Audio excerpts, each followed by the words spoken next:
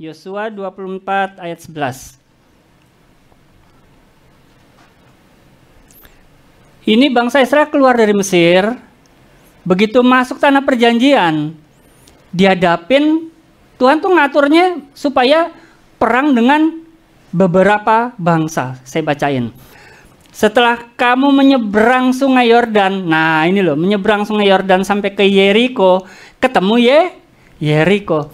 Berperanglah melawan kamu. Kamu tuh akan berperang loh. Loh, gimana sih? Katanya ke tanah perjanjian, katanya ke tanah yang melimpah susu madu, malah ketemu disuruh perang, diadu.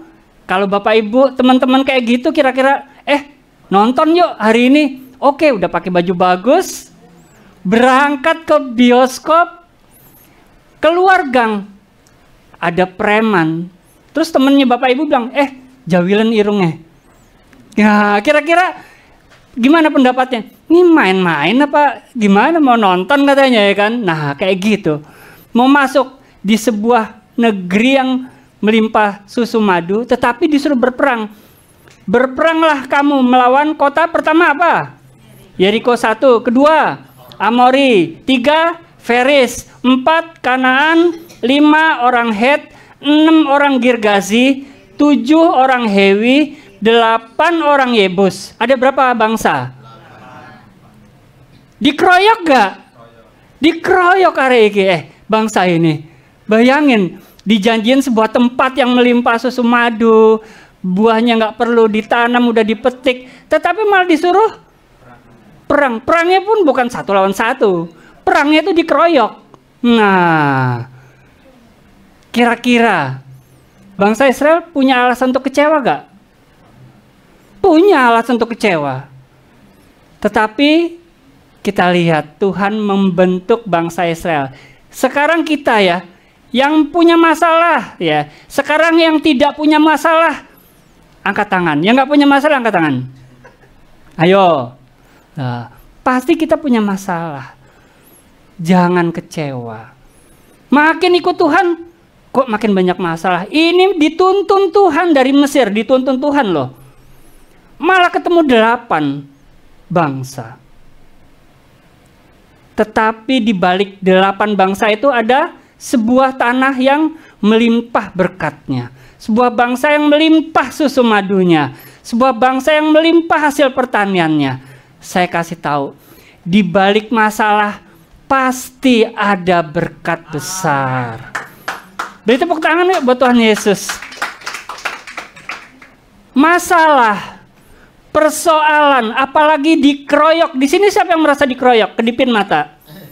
Pada kedip-kedip mata. Mata kaki pun kedip-kedip. Karena kurang. Ya.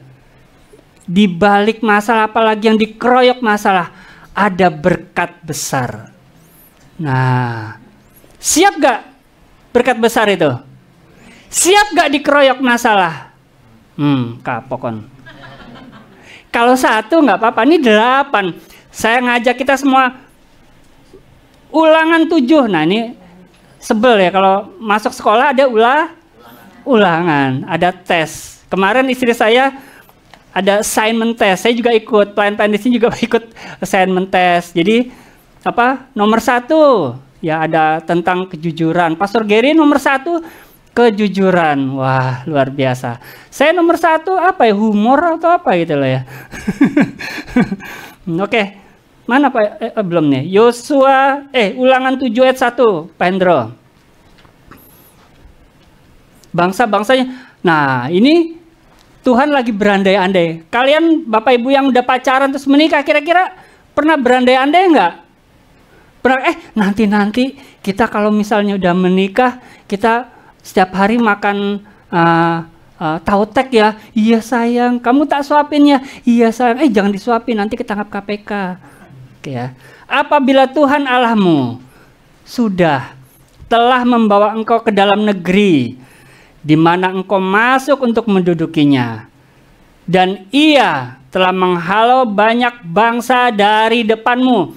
Apa aja sih? Het, Girgazi, Amori, Kanaan, Feris, Hewi, orang Yebus. Di situ ada 7 bangsa plus 1 bangsa Yeriko, Kanaan. Bangun Kak, bangun Kak. Mereka tuh apa sih statusnya? Lebih banyak dan lebih kuat. Ayo loh.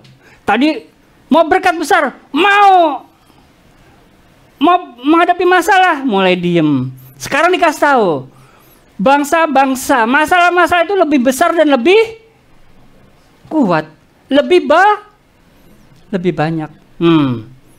Ikut Tuhan, melayani Tuhan. Masalahnya tambah hilang apa tambah banyak? Nah loh, ngeri gak? Ngeri-ngeri sedap. Karena dipimpin sama Tuhan Yesus. Kalau kita jalan sendiri, kita mengandalkan pedang dan panah, wah nggak bisa. Ini di atas lebih tinggi, lebih banyak, lebih kuat. Keuangannya Bapak Ibu segini, masalahnya yang dihadapi membutuhkan uang yang lebih banyak, lebih kuat. Kalau misalkan, wah keuanganku segini, masalah keuangannya cuma segini, kira-kira enak gak? Enteng. Tapi Tuhan bilang, ini Tuhan bilang sebelum perang loh, ini Tuhan bilang, masalahmu itu loh. Tuhan menghadapi masalah tantangan kita itu ya, bukan masalah yang biasa. Kalau orang-orang yang gak kenal Tuhan, mencari masalah yang tidak ada. Tapi Tuhan justru membawa kita ke masalah yang lebih kuat, lebih banyak.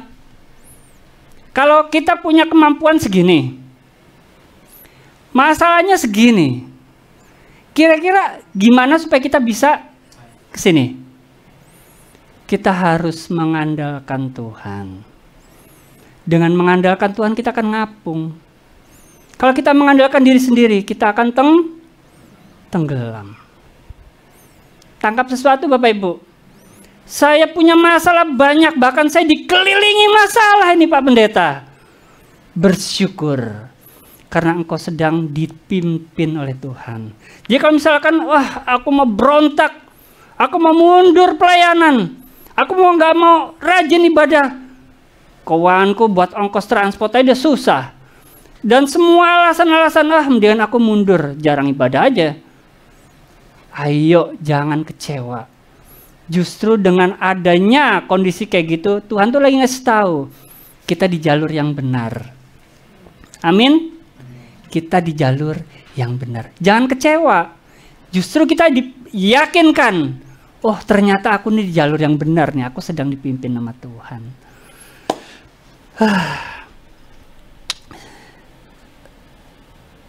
Pesan Tuhan apa? Kita buka di Ulangan 7 ayat 21 Pendro. Tuhan pesan apa? Jangan gemeter. Gemeter sama gemeter lebih hebat mana?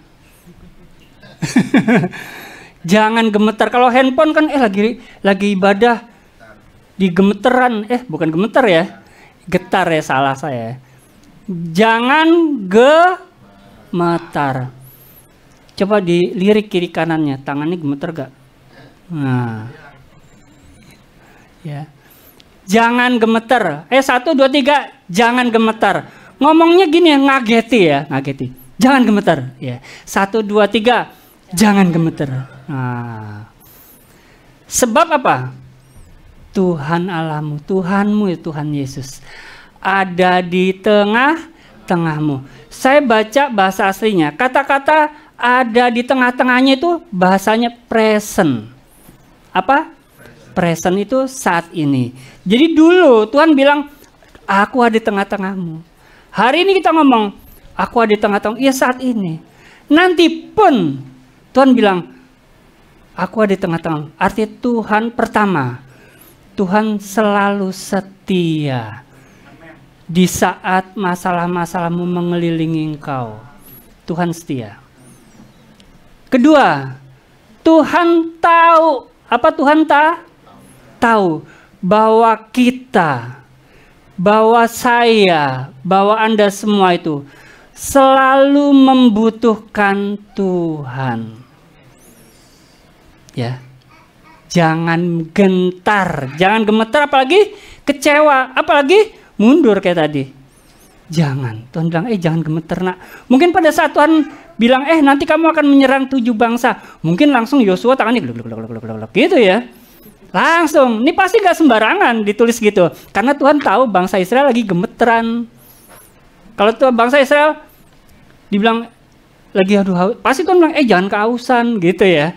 Tapi pada saat itu bangsa Israel begitu, tuh ada 8 warga, 8 kota akan memerangi engkau. Langsung gemeteran. Tuhan bilang, jangan gemeter, gitu. Tuhan kayak gitu bahasa Surabayanya. Ada 2. 1, Tuhan selalu setia di saat-saat, bahkan di saat kita akan tenggelam dengan masalah, Tuhan tetap setia. Nomor 2, Tuhan tahu Anda semua itu loh, saya selalu butuh Tuhan, maka itu Tuhan selalu ada di tengah-tengah. Ditampilin lagi Pak Hendro. Kata di tengah-tengah itu ya misalkan di tengah-tengah. Kalau kita di sini, kira-kira tengah-tengahnya mana? Sini. Artinya Tuhan itu ada di tengah-tengah kita. Mau dikeluarin aja susah. Misal diseret-seret, ya susah. Kalau di samping gampang diseret. Artinya begitu di tengah-tengah itu, dia itu adalah pokok. Pohon nggak bisa dibunuh kecuali pokoknya dicabut. Tuhan adalah harapan kita. Tuhan sumber hidup kita. Tuhan sumber kekuatan. Jangan gemeter. Bangun tidur, tagihan rek, harus bayar cicilan rek, ojo gemeter. Ya, wah, jalannya begini-gini kan, gitu ya. Ini mungkin ada yang belum sarapan ya, jadi gemeter. Tapi bukan itu yang saya maksud. Oke.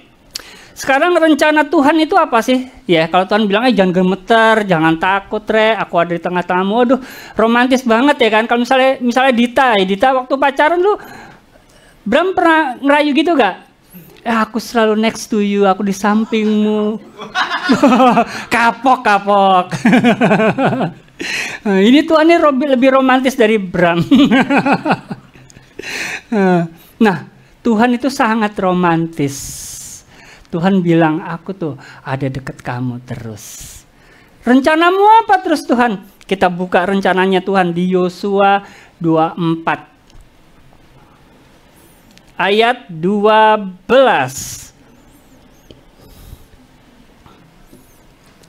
Nah, ini rencananya Tuhan atas 7 kota, 7 bangsa, dan 1 Yeriko, 1 benteng Yeriko. Kemudian aku melepaskan tabuhan mendahului kamu. Tabuhan ini kemarin di sana tuh ada yang berpendapat tabuhan itu genderang, ya. Genderang. Tabuhan dilepaskan mendahului kamu dan binatang-binatang ini menghalau mereka dari depanmu. Saya mau cerita. Kalau kita ke toko swalayan beli madu. Madu itu diproduksi oleh apa?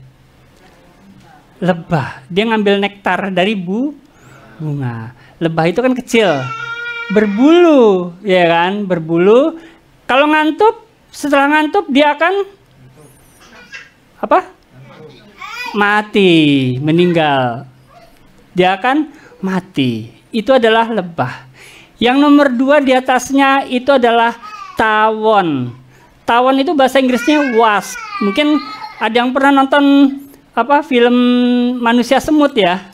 Nah, itu kan ada judulnya wasp. Nah, itu ya, elemen ya.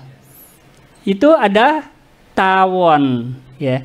Tawon itu dia itu makannya tuh ya bunga, ya juga makan insek yang lain ya. Dan yang ketiga yang paling berbahaya itu namanya kalau bahasa Inggrisnya itu hornet ya. Saya nggak tahu di Indonesia ini ada apa enggak. Tetapi hornet itu kalau di Amerika dan Amerika Selatan dan Eropa itu disebut sebagai lebah pembunuh. Lebah pembunuh kenapa? Karena begitu serangan sekelompok lebah ini, dia akan, jadi bisanya itu loh, racunnya itu, begitu terantup, kalau dalam jumlah tertentu, dia itu senilai dengan 1 ekor ular berbisa. Dia akan mati, maka itu disebut hornet. lebah pembunuh. Dan bahayanya lebah pembunuh ini begitu dia ngantuk, mesin jarumnya nih akan tidak copot. Jadi dia akan mengantuk terus sampai seumur hidupnya, mengeluarkan racun. Bisa dilihat di jurnal-jurnal ilmiah. Nah, itu adalah yang dimaksud dengan tabuhan di sini. Tampilin lagi Pak Hendro. Kemudian nanti loh, aku akan melepaskan tabuhan. Nah, jadi begitu bangsa Israel dikasih tahu, jangan gemeter, nanti aku akan mengirimkan hornet ini loh, lebah pembunuh mendahului kamu. Dan binatang-binatang itu akan, ini bahasa ininya apa? Bahasa kasarnya bukan menghalau, tapi nyikat, disikat. Jadi dia bukan diusir, tapi diserang. Nah, itu bahasa aslinya. Arti kata mendahului, aku melepaskan tabuhan mendahului kamu. Kamu Pak Eben, kamu Kak Naomi, kamu Ibu Elizabeth, kamu Bram. Tuhan mengirim tabuhan mendahuluimu, artinya Tuhan sudah menyiapkan kemenangan. Tuhan sudah menyiapkan berkat. Tuhan sudah merancangkan, sudah selesai. Jadi bangsa Israel, jangan gemeter. Nanti aku akan nyerang mereka duluan. Kamu tenang aja. Peperangan bukan milikmu, bukan punyamu. Waduh, masalahku berat. Tuhan bilang hari ini, peperangan itu bukan milikmu. Peperangan itu miliknya aku, kata Tuhan. Wah, masalah keluargaku, masalah keuangan, masa depan aku dan anak-anakku. Kayaknya, kayak dikelilingi dengan masalah nanti keuangan, perumahan, cicilan, sekolah, studi, semuanya itu kayak mengelilingi. Tuhan siang ini bilang, peperangan itu bukan milikmu. Jangan perang sendiri. Jangan ambil beban itu di pundakmu. Karena itu adalah peperangannya Tuhan. Amin Bapak Ibu. Yang menerima berkat ini tepuk tangan buat Tuhan Yesus. Kebanyakan. Sekali lagi, jangan banyak-banyak. 1, 2, 3. Ya sudah, ya bagus. Loh, kok masih ada tepuk tangan? Oke, saya mau tahu ya ukurannya tembok Yeriko. Jadi ukuran tembok Yeriko tuh ya, lebarnya itu 3,6 meter, hampir 4 meter. Jadi dari sini tembok ini kira-kira sampai di sini. Nah, ini temboknya. Oh, ini 4 meter. Mengimajinasi. Ini 4 meter. Tingginya 8,5 meter. Jadi dari lantai 1 sampai lantai ini tuh tingginya tembok Yeriko, ya. Kita buka Yosua 6 ayat 5. Apa yang terjadi atas musuh pertama bangsa Israel ini? Yosua 6 ayat 5, Pak Hendro. Apabila, baca rame-rame 1, 2, 3.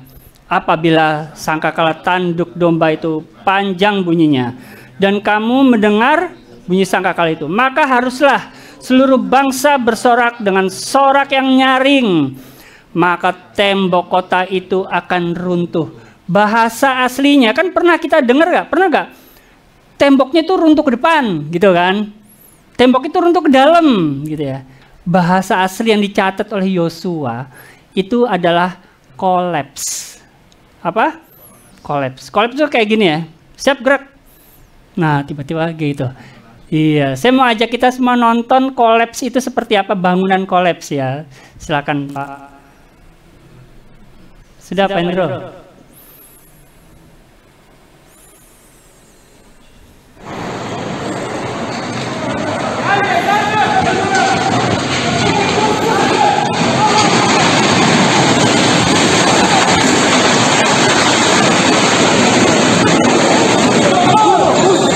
Ya, oke, silakan Hendro. Itu tadi peristiwa di Turki pada saat gempa Turki. Kolaps itu seperti itu, turun, ambruk. Kalau engkau, kalau saya, dengerin baik-baik ya. Kalau engkau, kalau saya mau dipimpin oleh Tuhan, mau sadar Tuhan tuh ada di dekat aku kok, ada memimpin aku, di tengah-tengah aku, menguasai aku, menuntun aku. Yerikomu, Yeriko saya akan runtuh dengan sendirinya. Saya ulangi ya. Yerikomu semua, Yeriko saya akan runtuh dengan sendirinya. Beri tepuk tangan buat nama Tuhan Yesus. Wah, kurang baik apa Tuhan Yesus ini? Gak bisa, paling dibom.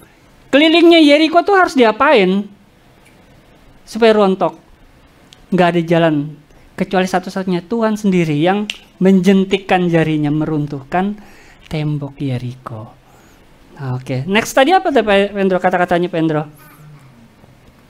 Lalu bangsa itu harus memanjat. Tugas kita cuma panjat-panjatan, masing-masing langsung ke depan.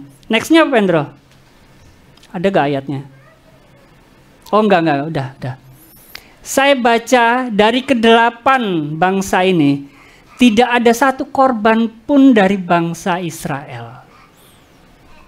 Saya ulangi ya, dari 8 kota ini, tidak ada satu pun korban dari bangsa Israel. Kecuali kota Ai.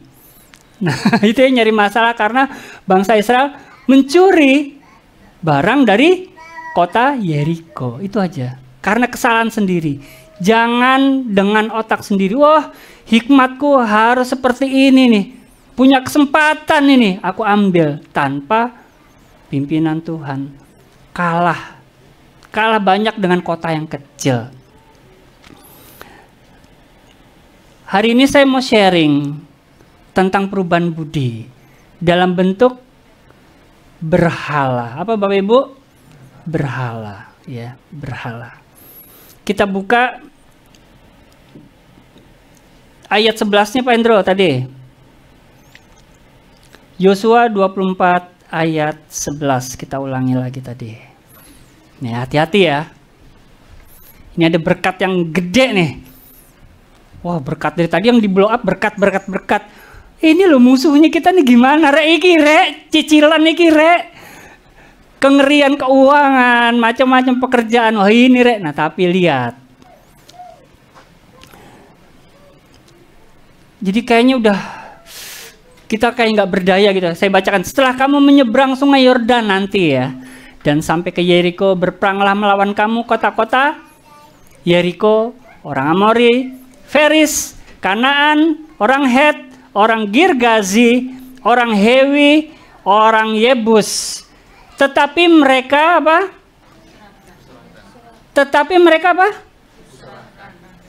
Kenapa harus diserahkan? Diserahkan bahasa aslinya, konteksnya begini. Ditaruh di tangan. Ditaruh di apa? Di tangan. Diserahkan, nah diambil di tangan. Misalkan sebuah benda, saya kasih ke Pak Christian, diambil dengan tangannya Pak Christian. Artinya Pak Christian mengambil alih, memiliki kontrol atas hadiah tersebut. Bapak Ibu, jika Bapak Ibu saat ini merasa situasimu nggak terkontrol, keuanganmu nggak terkontrol, pernikahanku out of control, aku udah nggak bisa mengendalikan situasi ini, udah kayak kapal pecah. Di dalam nama Tuhan Yesus, begitu engkau melibatkan Tuhan, Tuhan bilang apa? Dia menyerahkan itu di dalam kontrolmu. Semuanya akan terkontrol. Bapak Ibu mau? Mau nggak? Kayaknya seakan-akan udah out of control semua ini. Hari ini Tuhan bilang apa? Aku berikan kontrol itu kepada engkau. Setelah Tuhan menjinakkan semuanya. Luar biasa. Saya mau kita semua baca lagi. Ulangan 7 ayat 20. Wah, saya semangat banget nih. Bapak Ibu kan nggak suka ulangan, tapi kali ini pasti suka ulangan. Apalagi Bram, kayak benci bener sama ulangan ya Bram. Lagi pula, Tuhan Allahmu akan melepaskan apa? Tabuhan. Tabuhan itu tadi apa? Hornet. Lebah pembunuh. Menyerbu mereka sampai habis binasa. Bahkan orang-orang yang masih tinggal dan yang sembunyi di kamar mandi Yeriko. Mungkin di Yeriko masuk ke bunker. Mungkin masuk ke brankas. Ditampilkan lagi Pendro. Tuhan membinasakan masalah-masalah yang kecil-kecil juga. Yang sepele, yang sisa-sisa itu loh. Total tuntas di dalam nama Tuhan Yesus. Hei jemaat yang merasa dikelilingin. Yang merasa dikeroyok masalah. Jangan ada berhala. Maka Tuhan akan menuntaskan semua di dalam nama Tuhan Yesus. Sampai yang sisa-sisa yang bersembunyi, aku mau bersembunyi di balik drum. Diserang juga. Kira-kira bangsa Israel bisa tahu gak ada orang bersembunyi di kamar mandi? Bisa aja gak tahu. Bisa tahu, bisa gak tahu. Atau bersembunyi di plafon. Tapi Tuhan dengan armadanya, tabuhan, lebah-lebah itu tadi, membinasakan. Bukannya cuma diantup, dibinasakan. Tuhan mengubah sesuatu yang mengerikan bagi engkau menjadi malaikat penolong. Sekarang buat saya, buat kita semua, mau jadi malaikat penolong buat sesama enggak? Jemaat mau enggak? Kok enggak denger? 1, 2, 3 mau enggak? Jadilah malaikat penolong. Jangan jadi lebah pembunuh buat sesama. Jangan menyerang sesama. Jangan nyusahin sesama, tapi justru jadi malaikat penolong. Mau Bapak Ibu? Jadilah di dalam nama Tuhan Yesus. Wah, saya senang ada ulangan hari ini. Komplit Tuhan nolong. Saya mau ajak kita mulai belajar lebih banyak ya. Syaratnya apa sih? Syaratnya supaya kita mengalami itu semua. Supaya kita hidup di dalam kemenangan ilahi itu. Saya mau ajak kita sama-sama. Sebab janganlah engkau sujud menyembah kepada ilah lain, syaratnya. Karena Tuhan yang namanya cemburuan adalah Tuhan yang cemburu. Mungkin Bapak Ibu bilang, aku punya teman. Namanya siapa? Namanya siapa ya? Kalau cewek namanya siapa ya? Irianti. Oh dia kan mewean. Mewean itu apa ya? Nangisan ya. Kok gondoan gini dong? Ya. Terus kalau nama cowok siapa enak ya? Nama Irianto. Wah, ini kakaknya. Aku punya teman namanya Irianto. Oh, saudara Irianti. Oh, Irianto itu kan nesuan. Nah, kayak gitu ya. Nah, tapi di ayat ini Tuhan itu sifatnya apa? Cemburuan. Minggu lalu 2 minggu lalu Pastor Gary all out ya. Dia bilang Tuhan itu cemburuan. Ono sih, masa ono Gusti kok cemburuan. Wah, Gusti kok main hati istilahnya anak sekarang ya. Iya. Kok Gusti kok Tuhan kok main hati ya? Aneh, Tuhan apa? Kok Tuhanmu kayak gitu, Rek? Tuhanku dong lebih sakti. Wah, ternyata Tuhan kita tuh main hati. Apa main apa? Wah, ini main perasaan. Lebih bahaya main perasaan atau lebih bahaya main duit? Ayo. Lebih bahaya main perasaan, ya kan? Duit bisa dicari, perasaan sopo sing ngerti. Ngomong apa? Iya. Artinya apa? Ini kita sedang berhubungan dengan hal yang berbahaya.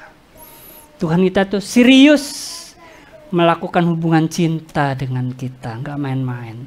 Tubuhnya aja dikasih, dia aja mau mati, bagikan pangeran yang mau mati buat sang putrinya yang dicintai. Cemburuan, nextnya apa Endro? Janganlah mengadakan perjanjian. Nah ini bahaya. Dengan penduduk negeri itu apabila mereka berzinah dengan mengikuti ilah lain. Zina ya, kalau zina kan di sini kan nggak setia dengan pasangan, itu zina ya kan. Di mata Tuhan ketika kita tunduk dengan yang lain. Atau mempersembahkan korban kepada ilah mereka. Mempersembahkan itu apa? Memberikan energi kita, mengorbankan energi kita, sumber daya kita untuk yang bukan Tuhan. Dan kau ikut makan korban sembelihan mereka. Artinya apa? Kita ikut ini, terlibat dalam praktek-praktek itu. Cemburuan itu adalah ketika, saya kasih tahu ya, cemburuan itu hadir ketika Tuhan tidak dilibatkan. Nomor satu, Tuhan tidak dilibatkan.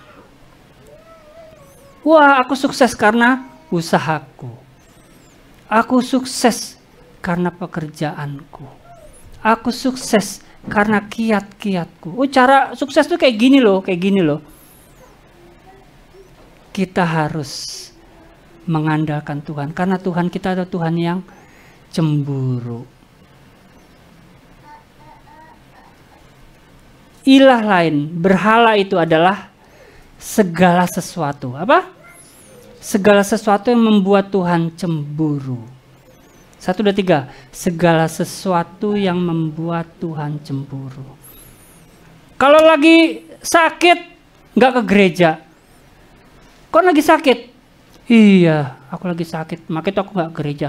Wah, padahal aku mau ngajak penoiku ke Tunjungan Plaza. Loh ya, ya berangkat. Nah, itu membuat Tuhan cemburu. Buat hal yang lain diprioritaskan. Buat Tuhan, oh enggak Tuhan. Wah, aku capek Tuhan, aku capek, aku nggak ibadah dulu Tuhan. Oh ya udah nggak apa-apa, nah istirahat dulu. Konconya, kon capek ya? Iya. Wah, aku mau ajak sampean itu ke Blauran makan dawet loh. Lo mau, aku mau. Berangkat langsung angkat koper. Wah, kamu kok nggak gereja dulu? Pusing aku, banyak masalah. Aduh, pusing aku. Wah, repot juga. Iya, aduh, ya udah, aku berangkat sendiri lah.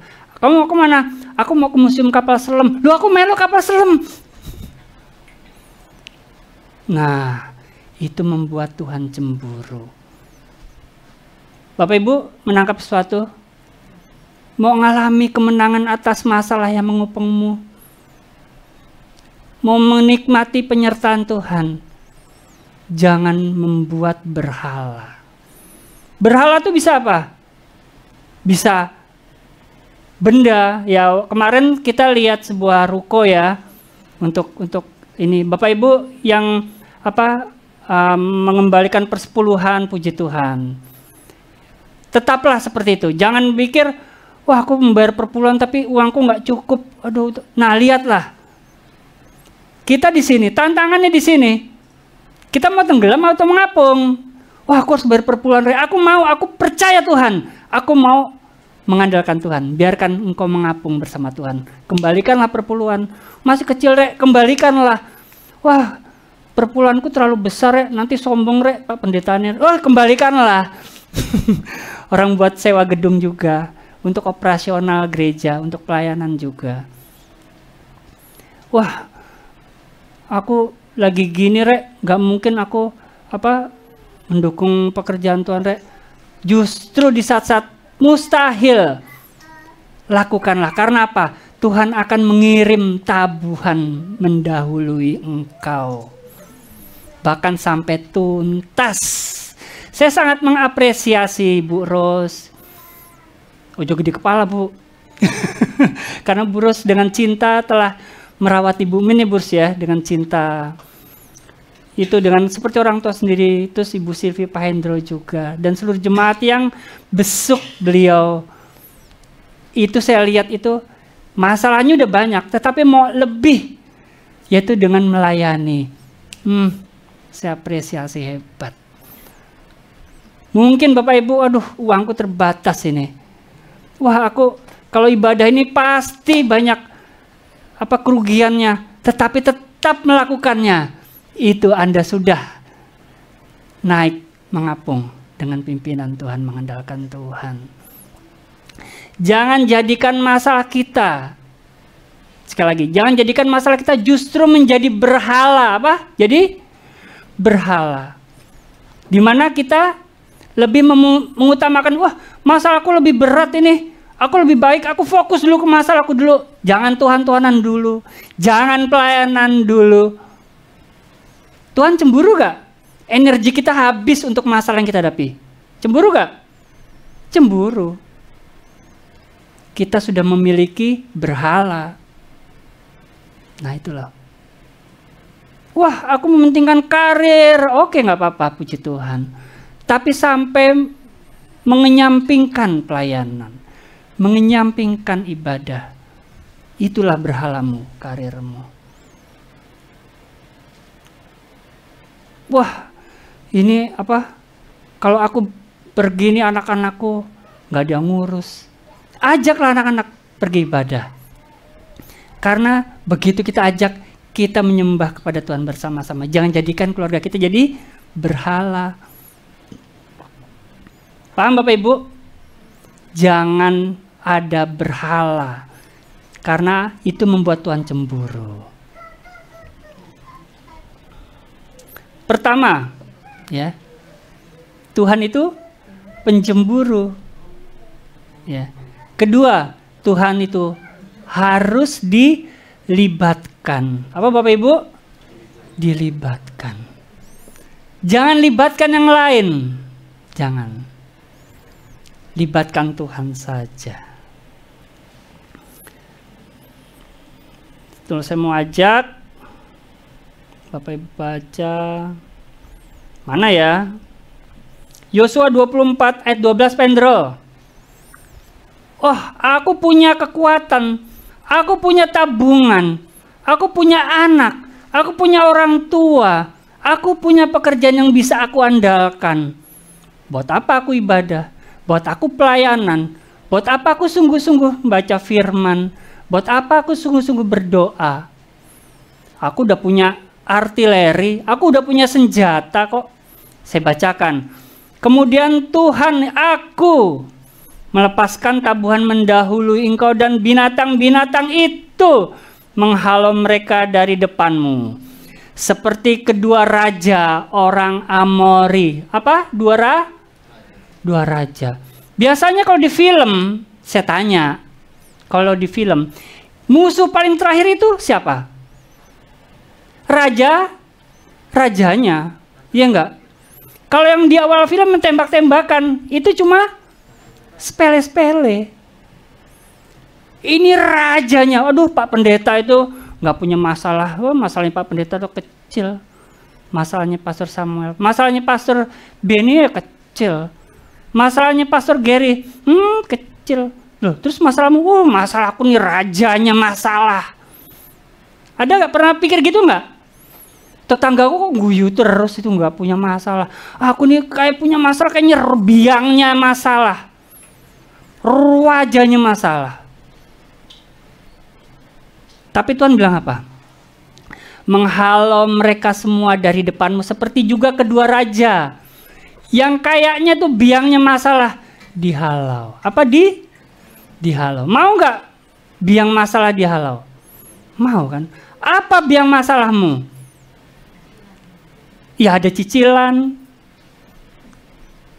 ada ketidakpastian masa depan, Tapi kok uang terus sih dari tadi ya? Ada pasanganku, mungkin pasanganku tuh biang masalah di rumah tanggaku. Mungkin anak-anakku tuh biang masalah di keluargaku. Tuhan bilang, biang masalah, bukan orangnya loh ya. Masalahnya itu Tuhan akan halau. Yang menangkap, yang memiliki hati seperti tanah yang subur akan menerima janji ini. Sesungguhnya, apa sesungguhnya? Kalau orang cerita, misalkan ya, Pak Hendro, tadi saya lihat gajah warnanya emas perak, Pak Hendro. Pak Hendro akan nanya apa? Sungguh tah? Iya enggak? Sungguh Pak Hendro, sungguh. Ini seperti Tuhan ngomong gitu. Coba Pak Hendro tampilin. Sesungguhnya, sungguh bener deh. Nanti lo ya. Bukan karena pedangmu. Bukan karena panahmu. Bukan karena tabunganmu. Bukan karena anak-anak yang kau akan andalkan. Bukan karena pekerjaanmu. Bukan karena prediksimu, kemampuan, semua bla-bla yang adalah pedangmu. Adalah panahmu. Sepertinya aku udah mengasah diriku supaya jago di bidang ini. Aku udah latihan memanah, aku pasti tepat. Tuhan tidak akan menggunakan itu untuk membesarkan diri kita. Tertutup peluang kita. Aku seperti ini karena apa? Karena aku sudah mengasah pedangku. Aku sudah memiliki persediaan panahku. Jago mana? Jago main pedang. Set. Wah. Ini pedangnya pedang apa? Pedang Nagasari. Jurus pedang Nagasari. Ya. Ya. Tidak ada alasan buat anak-anak Tuhan nanti akan bilang, wah karena usaha aku. Karena apa? Tuhan yang melakukannya. Kalau dengan pedang, kalau dengan panah, kira-kira musuh yang ada di dalam berangkas bisa mati gak? Musuh yang ngumpet di kamar mandi bisa mati gak? Enggak. Bahkan musuh yang bisa melarikan diri pun bisa mati gak? Bersih gak? Enggak. Tuhan yang menghabisi mereka semua. Bapak Ibu yang percaya, yang mau menjadikan Tuhan satu-satunya harapan, satu-satunya Tuhan, satu-satunya yang diandalkan, gak ada ilah lain. Beri tepuk tangan buat nama Tuhan Yesus. Ini tantangannya apa? Menjadikan Tuhan penuntun kita. Menjadikan Tuhan satu-satunya yang berkuasa. Jangan izinkan ada ilah lain yang membuat Tuhan cemburu. Bahkan diri kita pun bisa menjadi berhala. Orang lain harus respect sama aku. Orang lain harus nurut aku. Aku selalu benar. Aku selalu benar. Aku selalu benar. Aku selalu paling bagus. Nggak ada. Kita jadikan Tuhan satu-satunya pokok hidup kita, satu-satunya pembela kita, satu-satunya kekasih kita. Oh Tuhan, jangan cemburuan gitu dong Tuhan. Biarlah Tuhan menjadi satu-satunya satu-satunya sosok di mana kita bersujud, kita tahluk. Jangan karena kita, anakku pinter ini, aku sayang, aku harus merawat anakku ini. Ibadah Pak, gimana ya, aku harus merawat ini, nganter ini, kursus ini, itu sampai tidak ibadah, tidak pelayanan, jadi berhala. Ayo sama-sama minta hikmat Tuhan, minta tuntunan Tuhan, supaya kita hidup ngapung mengandalkan Tuhan Yesus. Ada harapan di dalam Tuhan. Karena Tuhan yang akan mendahului, apa? Mendahului, luar biasa. Biarlah pemikiran ini, firman Tuhan siang ini, masuk ke dalam your mind, masuk ke dalam pikiranmu dan pikiran saya, menjadikan kita semuanya tertanam menjadi tanah yang subur. Oke? Kita akan bersekutu dengan tubuh dan darah Tuhan. Biarlah ini adalah bukti bahwa Tuhan sayang kita. Tuhan adalah Tuhan yang cemburu, yang mau berkorban bagi kita. Jika di luar punya pemikiran, tanpa aku Tuhan bisa jalan, Tuhan bisa bekerja tanpa aku, siapa aku, masih banyak orang lain. Tidak ada yang kecil di depan mata Tuhan. Hai jemaat House of Kana, semua kita berharga. Tanpa Engkau, Tuhan pernah mati karena Engkau nggak pernah ada di dalam hadirat-Nya. Dan Tuhan saat ini, Tuhan sudah mati, menunjukkan bahwa Dia nggak main-main dengan perasaannya, dengan cintanya, dengan hatinya terhadap Engkau. Mari hai jemaat, jangan kecewa. Hai jemaat, mari kembali. Yang pernah dulu rajin berdoa, rajin baca firman, rajin perpuluhan, sekarang ayo, biarlah kita pasrah melakukan firman Tuhan, bukan dengan pikiran kita sendiri, tetapi dengan iman kepada Kristus. Karena begitu kita melakukan hal-hal yang beyond, yang melampaui kekuatan kita bagi Tuhan, maka Tuhan akan melakukan karya, pekerjaan yang beyond, yang melampaui pemikiran kita juga.